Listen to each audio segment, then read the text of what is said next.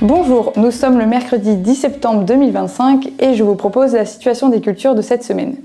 Pour les colzas, les stades vont du semis à 4 feuilles. La pluviométrie a joué sur les semis qui s'étalent d'il y a 3 semaines jusqu'à ces derniers jours.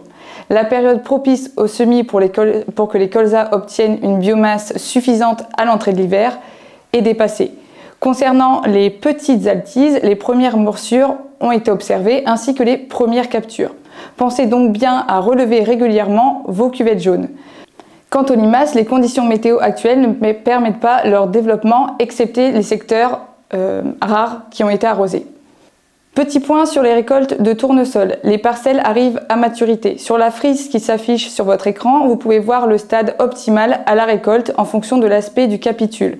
Pour rappel, la norme de commercialisation est à 9% d'humidité, ce qui signifie qu'il n'est pas utile d'attendre la maturité complète de la tige. Maintenant, en ce qui concerne le maïs fourrage, la récolte continue à plein régime dans le nord du département et plus particulièrement en Thiérache.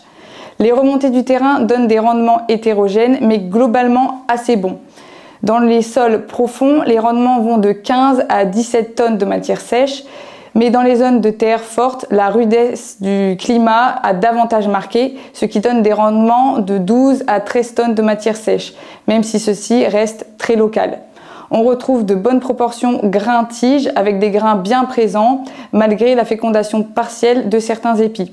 Mais cela reste à confirmer par les analyses alimentaires qui feront suite à ces récoltes. Je vous souhaite une bonne semaine et vous retrouverez Nicolas la semaine prochaine.